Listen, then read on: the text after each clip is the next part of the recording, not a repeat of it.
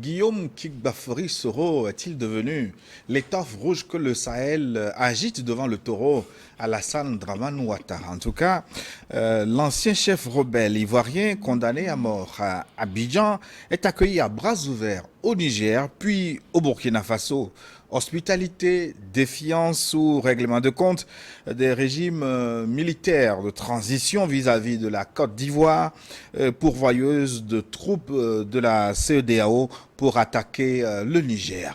Analyse d'un retour d'exil à 1000 interprétations avec nos consultants de la semaine. J'ai l'honneur d'accueillir Innocent Pato au plateau. Innocent, bonjour. Oui, bonjour cher Gilles, bonjour cher doyen. Merci d'être avec une fois encore. Vous avez vendu la mèche. Innocent Pato sera en compagnie de l'incontournable Kegewe Sogoyou. Excellence, bonjour. Bonjour et bonjour à nos téléspectateurs et bonjour à tous nos frères et sœurs qui étaient à la messe. J'espère qu'ils sont sortis et qu'ils pourront suivre cette deuxième messe.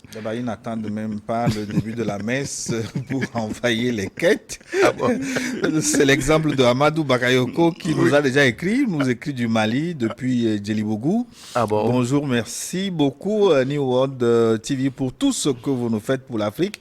Et merci pour les membres, les consultants. Surtout, mes salutations au doyen, monsieur l'ambassadeur. On doit te décerner le prix Nobel de la paix pour les Africains, car les Occidentaux nous ont trop fait souffrir. Et tout récemment, le Premier ministre français, la Première ministre française a parlé de la politique africaine comme si nous leur avions demandé quelque chose. C'est encore... pour nous embêter. C'est Amadou Bagayoko au Mali qui vous écrit, qui vous salue. Ils sont très nombreux comme ça. Ok, merci. Je le remercie. Les fidèles téléspectateurs qui nous suivent, ils peuvent participer, bien entendu, à ces débats en envoyant leur contribution via WhatsApp. Plus 228 96 08 43 43 96 08 43 43 précédé de l'indicatif 228. Et si vous nous suivez en différé sur notre chaîne YouTube, n'oubliez pas de faire le petit pouce en même temps, liker cette émission pour la protéger et abonnez-vous à notre chaîne pour recevoir en temps réel nos programmes et puis partager cette émission New World Forum pour porter loin la voix de l'Afrique qui change, la voix de l'Afrique qui gagne. Eh bien, je vous l'ai dit, Guillaume Soro est à Niamey, puis au Ouagadougou, retour d'exil, vous l'avez constaté, reçu en grande pompe. Mais pourquoi Soro n'a-t-il pas fait comme, par exemple, le président Gbagbo ou Blé Goudé, en négociant les conditions de son retour, paisible en Côte d'Ivoire? Innocent Pato. Oui, j'espère que le doyen me permet d'ouvrir le débat. Je crois que pour Soro, pourquoi il n'a pas fait comme Gbagbo, comme Blé Goudé, pour lui c'est un peu plus compliqué parce que il faut voir dans quelles circonstances Guillaume Soro est parti de la Côte d'Ivoire. Avant qu'il ne parte, il y a eu des tentatives pour essayer de l'amener à changer de fusil d'épaule. Mais je crois que le président de l'Assemblée à l'époque n'avait pas voulu écouter. Et donc, le président Ouattara avait tout mis dans la balance. Et il a fait même appel à certains chefs d'État. Et il y avait Blaise Compaoré qui avait beaucoup joué pour qu'il essaie de mettre un peu d'eau dans son vin. Mais le jeune était déterminé à aller jusqu'au bout de sa logique. Alors je me dis, est-ce que, dans le cas d'espèce, est-ce qu'il peut se permettre de tenter ce que il n'a pas pu donner à l'autre. Donc, lui-même, il pense que dans le cas d'espèce, il ne peut pas avoir une amende honorable, une démarche favorable en termes de médiation, en termes de compromis. Alors là, il se jette à l'eau pour dire, écoute, advienne que pourra. Il faut rappeler que Guillaume Kigbafori Soro a été condamné 2 fois. D'abord en 20 ans de prison pour recel et détournement de biens publics. On lui reprochait d'avoir acquis une villa à Marcory quand il était Premier ministre. Et puis condamné à la prison à vie, à perpétuité, pour complet contre la sûreté de l'État. Moi, je crois que ces plaisanteries de justice, il faut même pas regarder ça. Si on doit juger et condamner en Côte d'Ivoire des gens qui ont des villas qu'ils ne méritent pas, je crois que la moitié des Ivoiriens y passent. Qu'ils aient occupé des hauts postes politiques, économiques, militaires. Tu sais, dans cette vie, on ne gagne pas tout seulement à partir de son travail. Il y a des avantages qu'on a. Donc, on ne peut pas demander à un président de l'Assemblée nationale, à un premier ministre, d'aller habiter une hutte à Koumassi. Donc, je crois que ces alibis pour persécuter quelqu'un, Soro et Ouattara, c'est deux voleurs qui ont enlevé l'âne. Pour un âne enlevé, deux voleurs se battaient. Ils ont braqué Blé Goudé et Gbagbo pour leur prendre le pouvoir. Et après, les deux se sont mis à se chamailler pour ce pouvoir alors qu'il leur suffisait de patienter. Bon, là, je jette le tort sur Soro. Il est jeune. Soro n'avait qu'à s'entendre avec son vieux frère Ouattara. Et bien, après toi, je m'assieds. Mais tu es assis sur le tabouret, tu veux monter sur le fauteuil et le fauteuil avait un occupant qui se trouve être plus vieux que toi. Il ne peut pas être content. Gilles, si c'est ton petit frère qui veut te piquer le tabouret, tu ne seras pas d'accord. Si c'est ton grand frère ou ton égal, ok. Donc, Soro était pressé de quitter le tabouret pour le fauteuil. Ceci dit, comme on ne peut pas dire qu'il était pressé parce que Alassane Ouattara avait fini ses 2 mandats. Il paraît que c'était même un deal. Ouattara lui aurait promis le fauteuil après les 2 mandats. Les promesses n'engagent que ceux qui les écoutent, disait Charles Pasqua, l'ancien ministre français de l'Intérieur. Mais lui, Soro, il croit vraiment, il a vraiment cru qu'un jour Ouattara va l'appeler pour lui dire, bon, je suis vieux, je m'en vais, assieds-toi là-bas. Là, c'est qu'il n'est pas le politicien avisé que nous croyons voir en lui. Le fait d'avoir cru à cette promesse prouve que c'est un naïf. Donc, même ça, il n'avait qu'à s'asseoir le jour où Ouattara prend vraiment sa valise, comme l'a fait Georges Weah. Il prend tranquillement sa valise, bon, au revoir petit frère, bon, d'accord, il vient. Donc, en matière de pouvoir, cette histoire de il a fini mandat, 3e mandat qui... Aujourd'hui, on doit sortir de ces carcans de mandat. L'Afrique doit regarder ce qui arrange ses affaires. C'est tout. C'est-à-dire que 3e mandat, si 3e mandat, Ouattara peut faire quelque chose, mais c'est aux Ivoiriens d'apprécier. C'est les Ivoiriens qui l'ont reconduit pour le 3e mandat. Si demain ils veulent le conduire pour le 4e mandat, ça fait leur affaire. À condition que les élections soient libres, transparentes et démocratiques. Voilà. Bon, voilà. Je crois que ça fait l'objet d'un autre débat. Innocent Bateau, mais est-ce qu'on peut dire que Guillaume Soro a été remercié en monnaie de singe? Parce qu'on sait le rôle qu'il a joué en étant à la tête de la rébellion, qui a conduit à la déstabilisation de Laurent Gbagbo et puis à la montée au pouvoir d'Alassane Dramane Ouattara. Remercier en monnaie de singe, je ne dirais pas. Vous permettez souvent qu'on fasse des citations en latin et autres. Permettez que j'en fasse une en cabier. On dit en cabier, pardon au dom wai, pardon au wai. C'est-à-dire qu'on suit l'affaire, on suit le problème, le débat, on ne suit pas les individus. Je dois dire, quel que soit ce qu'on peut reprocher à Ouattara, il a été un homme très patient. Il a été un homme sage parce que les problèmes avec Guillaume Soro n'ont pas commencé hier. Bien avant 2017, il y avait déjà des rumeurs sur Guillaume Soro. Et en 2017, il y a eu 2 rébellions, 2 mutineries au sein des forces armées ivoiriennes. Et très rapidement, beaucoup ont ramené les informations sur Soro, comme quoi il en est le parrain de tout cela. Mais malgré ça... Qui veut tuer son chien, malgré cela, Ouattara l'a toujours appelé mon fils. Et de temps en temps, il envoyait des émissaires. Mais je crois que quelque part, c'est plutôt, comme le disait son Excellence, c'est plutôt le jeune Soro qui a été un peu pressé. Parce que c'est vrai, même s'il y a un deal, moi je ne sais pas s'il y avait un deal ou pas, parce que je l'ai vu nulle part, mais s'il y avait un deal, Ouattara étant le chef par rapport aux réalités du moment peut décider autrement. Qu'est-ce qui a amené la brouille? C'est la désignation de Gon Coulibaly comme successeur de Ouattara qui a ravivé les velléités de Soro pour dire, écoutez, nous sommes les premiers, nous sommes ceux qui sont allés au front. Pourquoi on peut désigner quelqu'un d'autre? Même avant cette désignation, il y a eu la tentative d'inclure le parti de Soro dans le RHDP, ce que l'ancien président de l'Assemblée n'a pas accepté. Ouais. Oui. Mais il n'a pas accepté. Il n'avait pas accepté. Vous savez, Ouattara lui aussi doit faire preuve de retenue. Tu ne peux pas manger tout seul. Tu as un parti, Soro a un parti. Si vous pouvez travailler ensemble, tu n'as pas besoin de le phagocyter avant d'être sûr de, disons, sa fidélité. Je crois que dans cette affaire, je dis, c'est une histoire de voleurs. Ils ont capté le pouvoir dans des conditions que nous tous nous connaissons, en marchant sur des montagnes de cadavres, dans des fleuves de sang. Et c'est ça qui les trouble aujourd'hui. Vous dites que Soro a été remercié en monnaie de singe. Mais au fait, au commencement de la rébellion, ce n'était pas Soro, c'est les Ibé.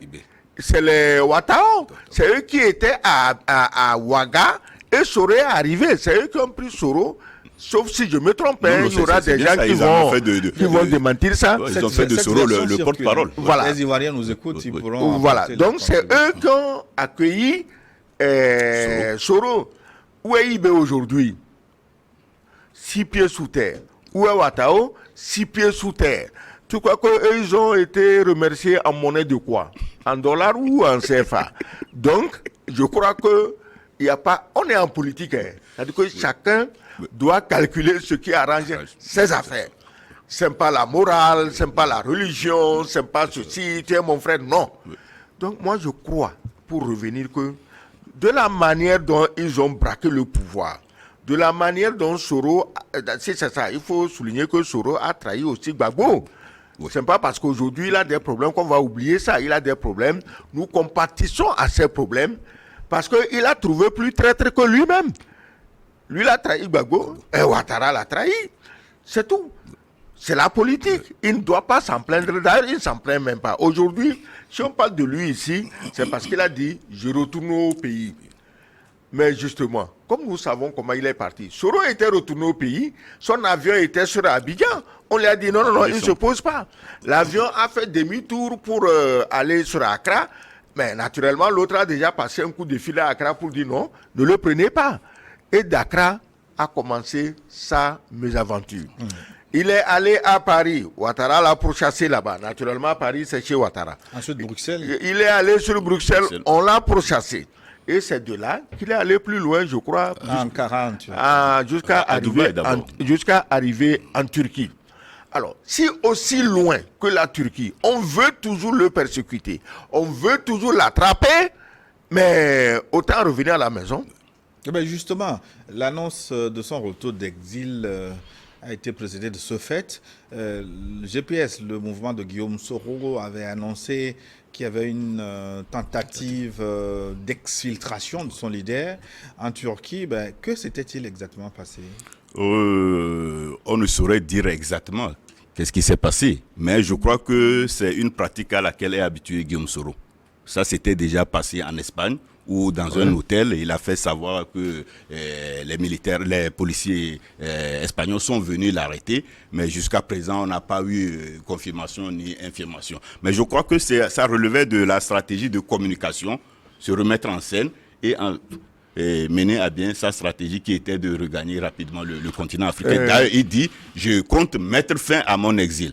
Il ne dit pas, j'ai mis fin à mon exil. Alors que cette déclaration, il ne l'avait pas faite en Turquie. Donc pour vous, c'est un petit film. Non. Et je ne suis pas de son avis, parce que enlever les opposants aussi est une pratique très propre à Ouattara. Pendant qu'il a raté Guillaume Soro à Istanbul comme lot de consolation, il a fait enlever un petit activiste en Mauritanie, qu'on a amené pieds et poings liés à Abidjan dans un avion, sauf si ce que nous avons vu est faux. Donc Ouattara, à mon avis, puisqu'on a envoyé des gens dont les photos ont circulé sur les médias, ils n'ont jamais démenti. Quand un ministre prend la parole concernant ce sujet, il essaie de banaliser. Non, la politique, ça ne se passe pas comme ça. Si ce qu'il dit est faux, il faut lui prouver que ce qu'il dit est faux. Il ne faut pas dire non, dans tous les cas, il est ici chez lui, il n'a qu'à revenir quand il veut. Il n'a qu'à revenir quand il veut. Pourquoi il était parti? C'est parce que son avion ne pouvait pas atterrir. Mais est-ce qu'on peut envoyer un commando de Côte d'Ivoire? Allez pas dans n'importe quel pays, hein, c'est le pays d'Erdogan. Non, oui, bah, sur ce point, oui. Je voulais dire qu'en fait, si réellement Ouattara voulait le prendre, il y a mille et une façons de le faire. Il peut se retrouver dans un carton de macaroni, comme on met l'argent aujourd'hui, et il se retrouve à Abidjan. Et très sérieusement, parce que quand Soro était en France, Je ne vois pas qu'est-ce qui empêchait le président Ouattara de dire à Macron, écoute, donne-moi ce monsieur, j'ai besoin de lui. Peut-être qu'on me dira que le temps n'était pas trop favorable, mais croyez-moi, avec la situation au Niger, si c'était aujourd'hui, si Guillaume Soro se retrouvait en France, vous pouvez tout faire, il reviendrait à Abidjan. Bah, vous pouviez choisir un autre exemple, un carton de macaroni quand même. Dans une caisse. Un carton de découdeur ni autre. Ça vous amuse, mais c'est sérieux. Il sait de quoi il parle. Donc, c'est pas mon Je cas. n'insinue Moi, rien. je ne sais pas de quoi il parle. Donc, si lui sait de quoi il parle, bon, tant mieux. Bon, écoutez, laissons les choses. La question, c'est Guillaume Soro revient, n'est-ce pas? Et c'est quoi la suite? Moi, je crois que le retour de Guillaume Soro peut être une bonne chose pour la Côte d'Ivoire. Parce que si Ouattara prend sur lui son titre d'aîné, son titre de leader ivoirien et leader sous-régional, il peut chercher un point d'entente avec Soro. Mais tous les petits rigolos et parvenus qui l'entourent, vous savez, les pouvoirs, ils fonctionnent de la même manière. Dès que vous vous entourez de farceurs, de parvenus, des militants de la 25e heure, ils n'ont de cesse que de saboter les gens avec qui tu étais au début. Parce qu'ils n'ont pas d'argument pour être avec le président. Il faut bien qu'on casse, qu'on salisse celui qui a des arguments pour être avec le président. Donc, il faut que Ouattara dépasse ces militants de la 25e heure et se disent, bon, Soro, il est un peu fou, il est pressé d'avoir le pouvoir, mais on peut s'entendre pour éviter qu'il y ait encore des grincements dedans en Côte d'Ivoire. Parce que quand nous parlons, les gens oublient que la Côte d'Ivoire, c'est l'épicentre de l'Afrique occidentale française, si je peux l'appeler ainsi. Francophone. Si je ne parle plus de CEDEAO qui est un machin tellement nuisible que rien que dire le nom de la CEDEAO, c'est un péché passible d'inquisition. Donc, je ne parle pas de la... Mais quand même, la Côte d'Ivoire est un grand pays. Ouattara, un grand président, mais il n'a qu'à sortir par la porte du dialogue. Il ne faut pas qu'il se mette dans une situation où, en Afrique de l'Ouest, si quelqu'un dit on veut la paix, on veut le dialogue, c'est lui qui l'appelle pour le menacer. C'est indigne de son rang. Donc moi je dis ceci. Guillaume Soro est au Niger, Ouattara, il est le chef à Abidjan, il peut trouver la formule pour que Guillaume Soro revienne, mais tranquillement au pays. Oui, mais c'est un chapitre sur lequel nous allons revenir. Je voudrais qu'on analyse l'accueil qui a été réservé à l'ancien Premier ministre ivoirien au Niger, puis au Burkina Faso. Un accueil, on va dire, triomphal, à bras ouverts, avec tapis rouge, assis aux côtés des deux présidents, accueilli comme une autre personnalité, en tout cas une personnalité haute qu'il est. Alors, est-ce que comment on peut analyser, comment on peut interpréter cet accueil?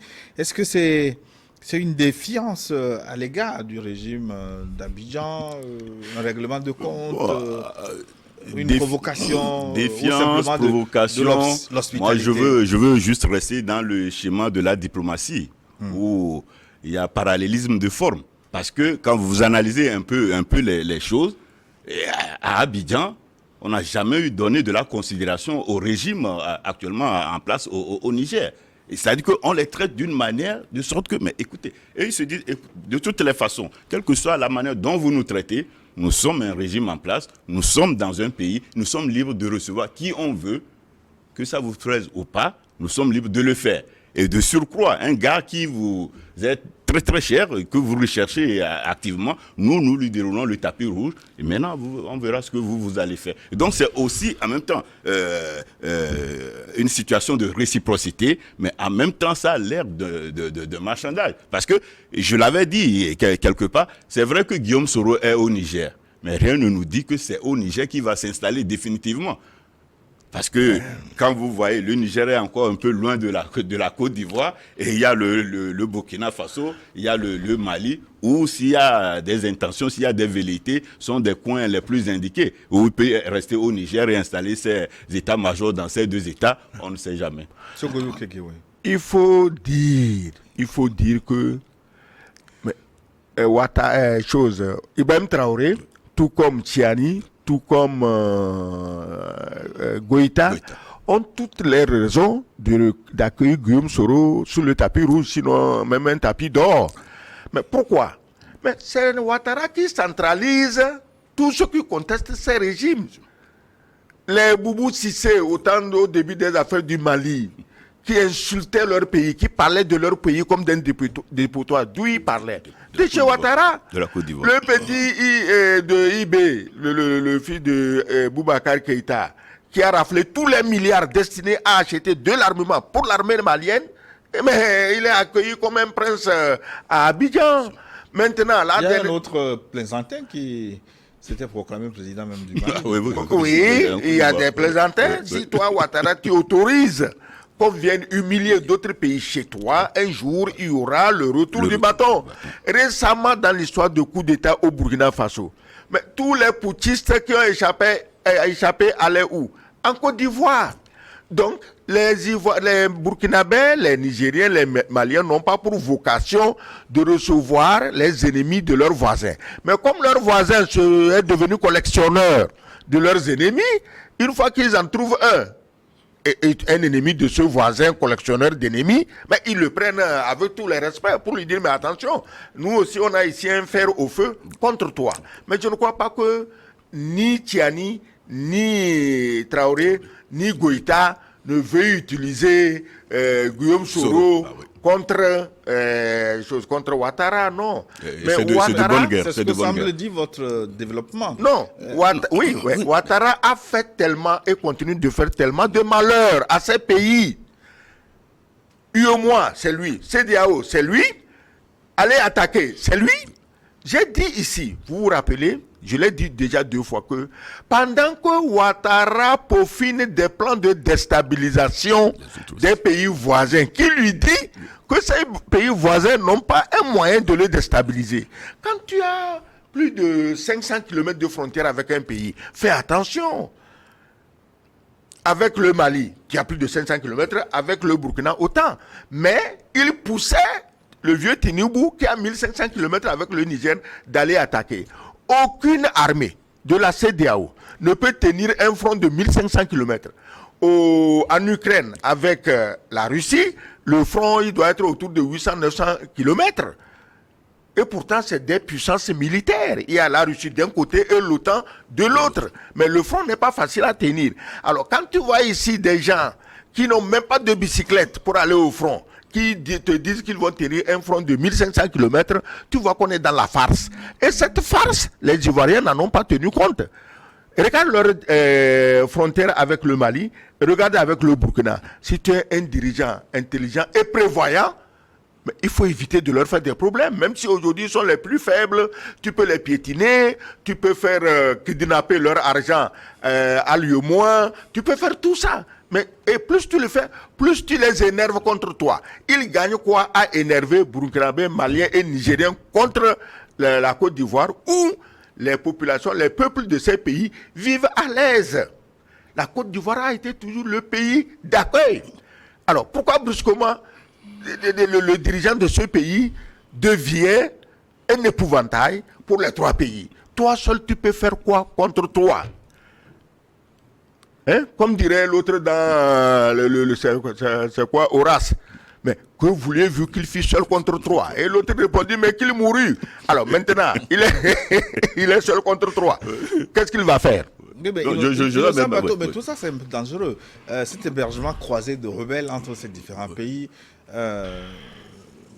franchement, est-ce que ça ne cache pas, est-ce que ça ne couvre pas une explosion après? Oui, c'est ce que j'allais dire tout à l'heure pour dire qu'en fait, ce n'est pas un message seulement à l'endroit de Ouattara, mais c'est à l'endroit de la CEDEAO, de toute la communauté ouest-africaine. Et quand vous écoutez les propos de Soro, il envoie une pique. Il dit voilà, me voilà en paix, en toute liberté, dans un pays où les dirigeants sont des militaires. Donc, ces gens que vous ne voulez pas. Mais voilà, ces gens-là sont ceux-là qui respectent les droits de l'homme. Autrement dit, qu'est-ce que je voulais dire concrètement? C'est que au niveau de la CEDEAO, il faut qu'ils lisent les choses. Il faut aller avec anticipation. Mais aujourd'hui, on a parlé des frontières. Vous prenez la ville de Korogo. Korogo abrite la Coupe d'Afrique des Nations. fait partie des sites choisis. Imaginez quelques pétards au mois de décembre. Pensez-vous que cette Coupe d'Afrique des Nations aura lieu comme il se doit? Je ne pense pas. Mais parallèlement aussi, il ne va rien dire que l'objectif de Soro, c'est de perturber la grande fête que Ouattara a promis à ses concitoyens de la Côte d'Ivoire. Allez, c'est comme si Soro et moi s'étaient entendus, mais c'est ce que je lis dans la tête de Soro. Et ce n'est pas exclu. Mais aujourd'hui, la CEDEAO doit anticiper. En quoi faisant concrètement? Lever les embargos contre le Niger, et ça va créer un soulagement pour les autorités nigériennes et amener à de meilleurs sentiments. Je crois que c'est très très important. Mais de toute façon, qu'on le veuille ou pas, Soro a déclenché et il a déclaré qu'il sera candidat en 2025. C'est le point d'achoppement, c'est le seul problème qu'il faut régler pour amener Ouattara à de meilleurs sentiments. Mais tant qu'on ne le règle pas, on ne pourra pas s'en sortir. Et je ne vois personne dans le contexte actuel en train de travailler pour cela. Mais plutôt, on le galvanise à aller parce que Ouattara n'a jamais aidé la situation au niveau du Liptako. Soro contre la levée des sanctions? C'est pas... Enfin, troquer ce n'est même pas ça. Il est temps que la CEDEAO, dont le cadavre bouge encore, elle est morte, hein, mais le cadavre bouge encore, il est temps que la CEDEAO, si elle avait un ou deux sages, convoque un sommet. Extraordinaire. Pour une fois, ne plus parler, on va aller attaquer le Niger. Pour une fois, ne plus parler, il faut aller faire coup d'État à Ouagadougou. Pour une fois, ne pas imprimer des sanctions criminelles. Je dis bien criminelles. C'est ce que comment on appelle ça, les Israéliens et le Hamas vivent aujourd'hui. Mais le Hamas et Israël ont fini par trouver 4 jours de trêve. Mais depuis qu'on a bouclé les frontières, est-ce qu'il y a eu une seule journée de trêve pour le Niger? Non. Donc ces fermetures criminelles doivent être dénoncées par la CEDEAO elle-même, parce que c'est elle qui a organisé la pagaille pour faire plaisir à Macron. Mais je leur dis, Macron ne leur sera d'aucune utilité, même pas à Ouattara. Macron ne sera d'aucune utilité. Si aujourd'hui Guillaume Soro attaque, Macron ne fera rien. Un jour, Ouattara sera surpris qu'il appelle Macron, il ne décroche pas. La preuve, Gilles, tu ne trouves pas bizarre qu'on commence à parler des biens mal acquis de Mme Ouattara? Quand la France veut abandonner un président, elle commence comme ça. Ils ont fait ça avec Mobutu. Mobutu est mort loin de la France alors qu'il aurait bien souhaité se faire soigner en France. Après, ils sont tombés sur Bongo qui était leur meilleur valet dans la forêt équatoriale africaine. Bongo est mort où? En Espagne. Et on commence toujours la même rengaine, bien mal acquis. Aujourd'hui, le petit Bongo, 28 résidences, 28 propriétés en France que la France a kidnappées, a volées, qu'elle veut héberger les pauvres. Quels pauvres? Si les biens ont été volés aux Gabonais, ramène les biens aux Gabonais. Sinon, tu deviens un receleur et le gouvernement du Gabon a le droit de déposer une plainte en bonne et due forme contre le receleur Macron. Maintenant, on dit, on passe tout ça, on revient et on dit, ah, Madame Ouattara, bien mal acquis, on te rappelle une histoire sans fin de comment elle aurait géré les biens du vieux Oufette, ceci, cela, mais j'espère que Ouattara comprend le message. Toi, Ouattara, tu es trop puissant pour qu'on ose s'en prendre à ta femme alors que tu es encore président de la Côte d'Ivoire. Donc aujourd'hui, Guillaume Soro n'est pas le problème. Mais le fait que la France s'apprête à lâcher Ouattara, c'est là-bas qu'il y a problème. Et le premier signal de lâchage, c'est l'histoire de biens mal acquis. La France a toujours utilisé ça. Nous en avons l'expérience, nous avons les preuves. Et je dis aux autres dirigeants africains francophones, cessez d'aller stocker votre argent à Paris comme les rats stockent les noix dans leurs trous. Arrêtez ça parce que c'est avec ça que la France arrive à vous tenir par les couilles. Excusez-moi le terme couilles, mais c'est la vérité. Donc, aujourd'hui, Soro est dans l'air du temps. Soro voit ce qui est en train d'arriver à Ouattara. C'est comme, bon, bientôt le gâteau va tomber et il se met sous l'arbre pour récupérer le gâteau. Quand il va tomber, c'est tout. Les malheurs de la Côte d'Ivoire ne viendront pas de Soro. Et puis Soro est trop intelligent pour interférer dans le football. Parce que Soro sait que tout le monde aime le foot. Peut-être lui-même il aime le foot. S'il gâte la fête du foot à Korogo, demain, comment les électeurs de Korogo vont porter leur choix sur lui? Il n'est pas bête, Soro.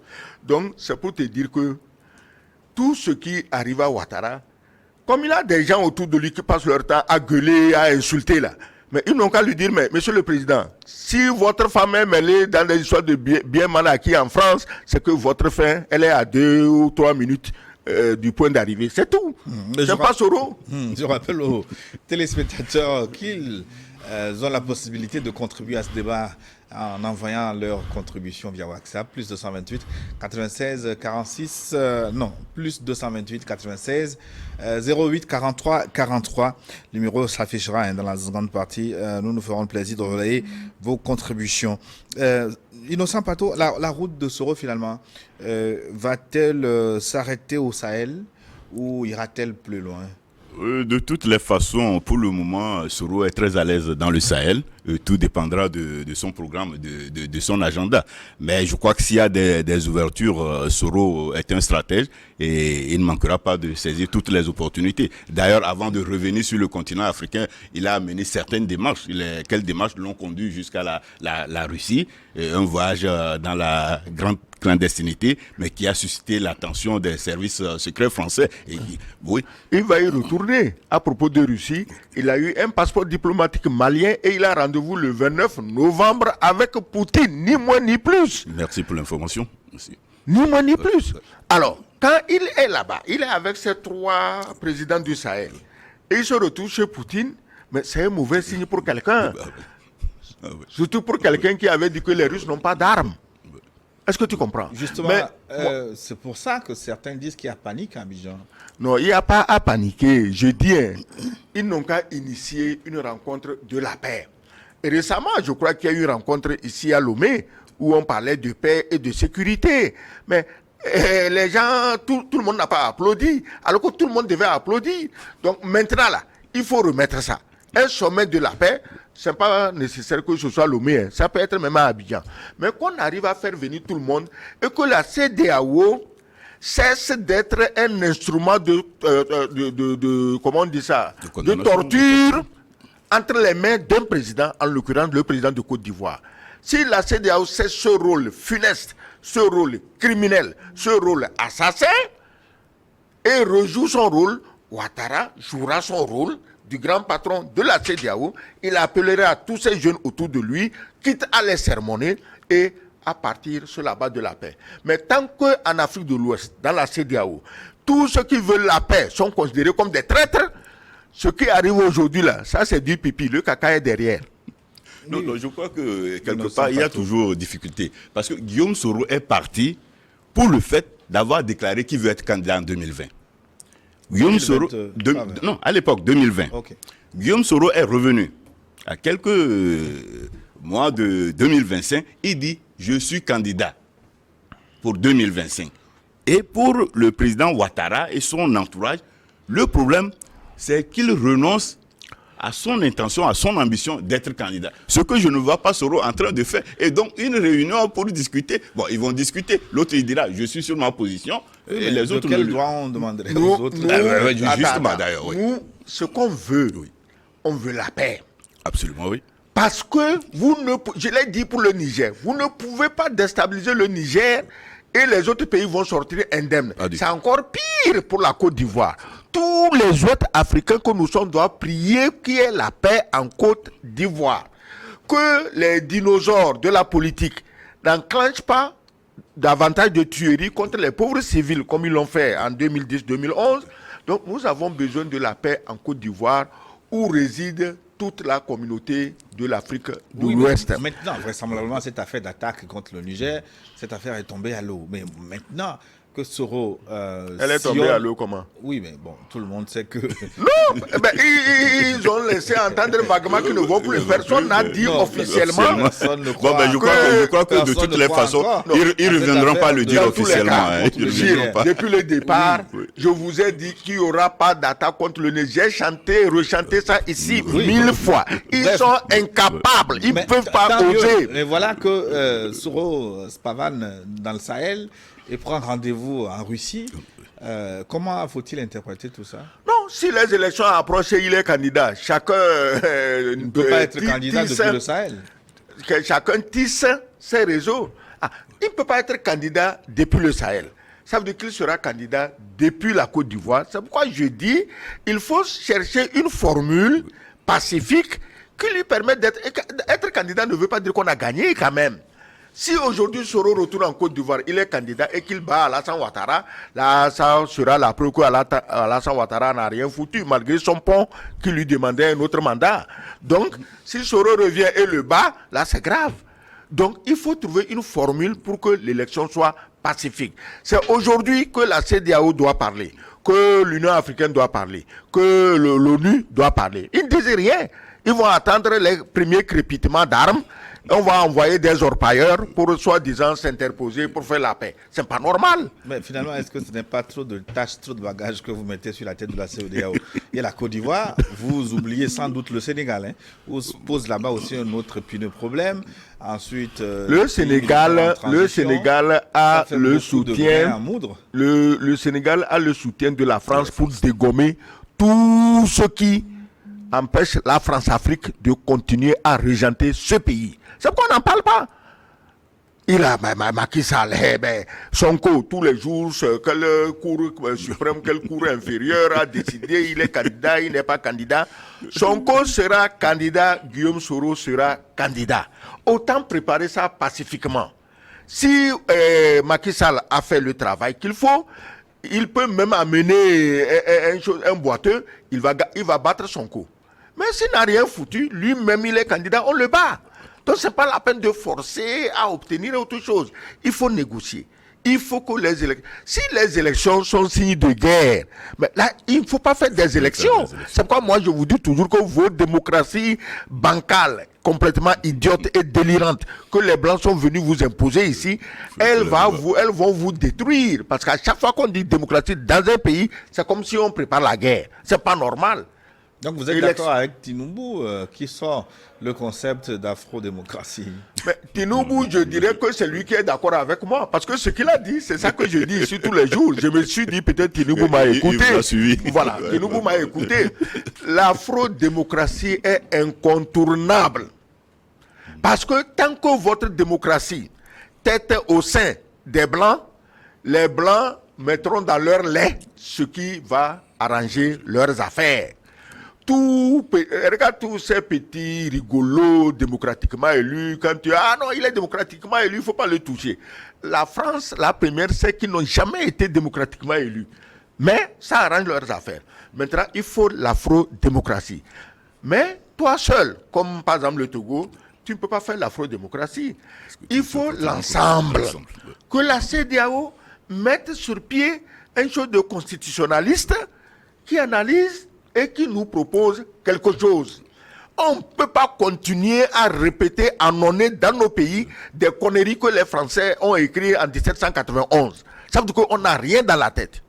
Si c'est bon pour eux, tant mieux. Pourquoi nous on prend ça ici? Tu te lèves, tu crées une association loi 1901. En 1901, ton pays était où? Tu es avec quel pays? Mais tu continues de faire des associations loi 1901. Ça veut dire que toi, le noir là, tu ne peux pas réfléchir. Tinubu, il a entièrement raison. Oui, mais le problème, est-ce que c'est la démocratie ou la manière d'appliquer la démocratie? Parce que dans nos pays, est-ce qu'on peut dire que la démocratie est appliquée? Pardon. Oui, mais... non, attends. Gilles, non, il va répondre. Gilles, il y a de démocratie nulle part. C'est une farce. Regardez les élections aux États-Unis. Comment ça s'est terminé? C'est une farce. En France, mais c'est pire. Personne ne gagne des élections démocratiquement en France. Personne ne les gagne démocratiquement aux États-Unis. Aujourd'hui, pour finir, le seul président... Parce qu'il y a des problèmes, il y a des contestations que vous pouvez... Si c'est en Afrique, il y a des contestations. Tu sais ce que les mêmes Blancs disent? Oui, mais il y a des mécanismes pour régler les contestations. Et les mécanismes, c'est quoi? On saisit les institutions spécialisées pour les contentieux électoraux. Oui, l'ONU était à Abidjan, entre Gbagbo et Ouattara. Ça a donné quoi? Mais arrêtez ça. Je dis, cette démocratie n'existe nulle part. En Europe, aux États-Unis, c'est deux partis, démocrates et républicains. Ils s'entendent. Nous, on mange 5 ans ou 8 ans, 4 ans, 8 ans, toi, après tu prends. C'est comme ça. En France, c'est le même jeu. La droite, la gauche, maintenant, tout est embrouillé, les en marche, les en recul, les en avance, les en... Et puis, tout est mélangé, ça embrouille tout le monde. Mais ces gens s'entendent. Tu n'es pas surpris qu'une femme comme Marine Le Pen, qui passait son temps à tempêter, arrive à l'Assemblée, elle devient muette comme une carpe. Pourquoi? Parce qu'elle sent son tour arriver. On lui dit, tais-toi. La prochaine fois, on te passe le témoin.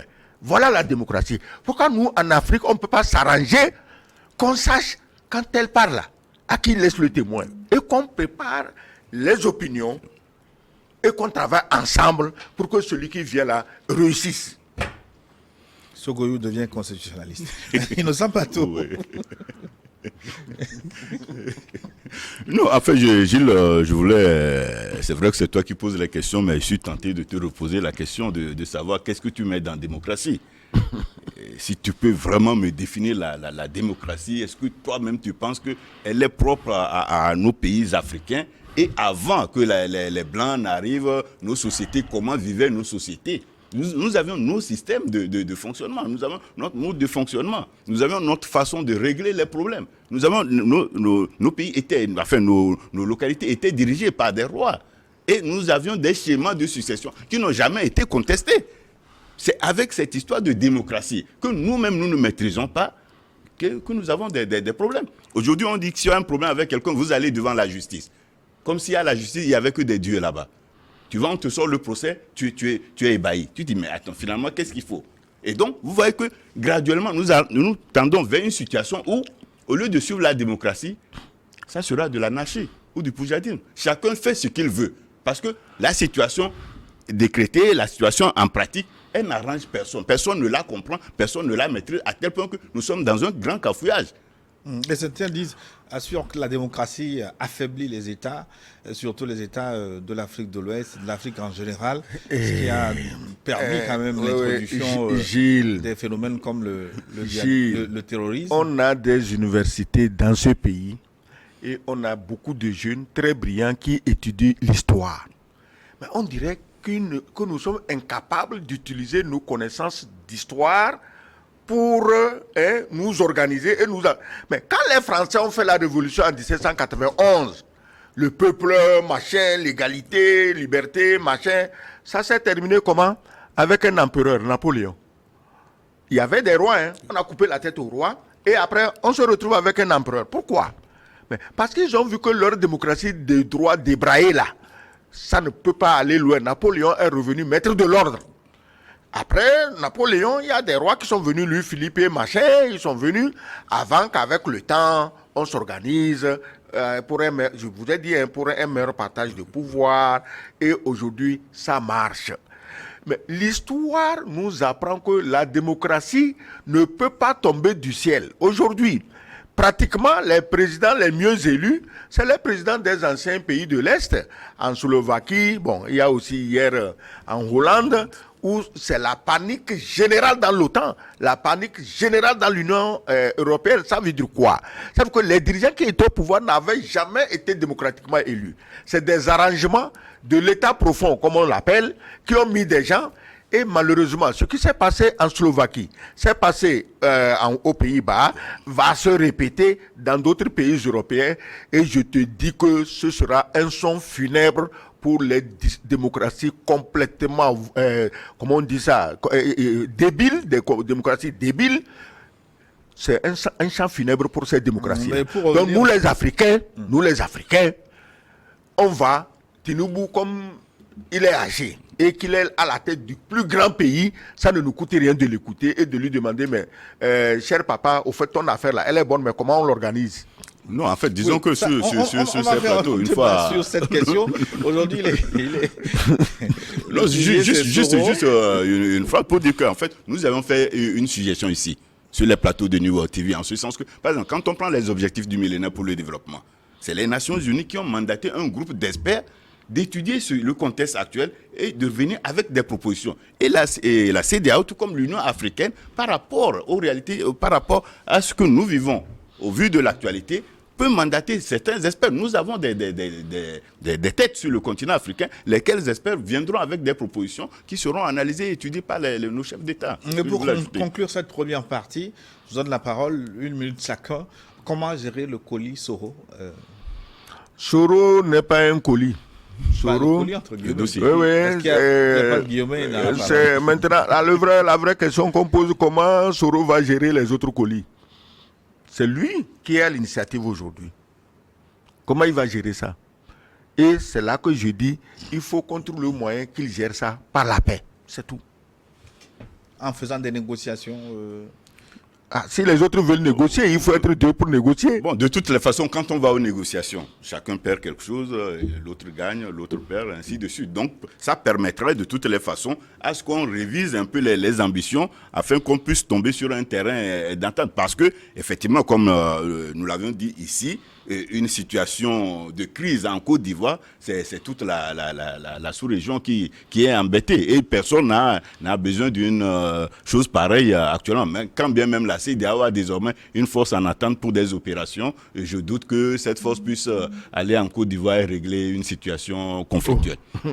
Mais quel rôle les autres exilés rentrés au pays peuvent jouer donc, pour contribuer à cet arrangement? Je veux parler du président Laurent Gbagbo et de Charles Blé Goudé. Mais Laurent Gbagbo, tu as vu toutes les entraves qu'on est en train de lui mettre au pied pour qu'il ne soit même pas candidat aux élections. Vous appelez ça élection démocratique? Et celui qui organise ça, on va dire qu'il est démocratiquement élu. Ben, c'est vrai qu'on Ce sont ces hypocrisies. de la liste électorale, mais il y a une condamnation qui pèse sur Laurent Gbagbo. Mais attends, c'est moi qui condamne et c'est moi qui utilise la condamnation pour t'empêcher d'être candidat parce que ta candidature dérange mes affaires. C'est ça la démocratie? C'est ça les droits de l'homme? Regarde aux États-Unis. Trump court avec un essai de procès, d'accusation, mais ça marche vers la Maison-Blanche et triomphale. Mais c'est ainsi que les États-Unis. Alors, pourquoi on ne peut pas faire ça en Afrique? Sont réglementés. Mais donc, Oui, à vous de revoir vos réglementons, constitutions. prenons ce qui est bon chez les autres. Bien sûr. On va revenir sur les débats et les contributions des téléspectateurs. Tant de vous rappeler de liker cette émission. N'oubliez pas le petit pouce. Protégez cette émission. On marque une pause. Une édition de Zolan se retrouve dans 10 minutes. À tout de suite.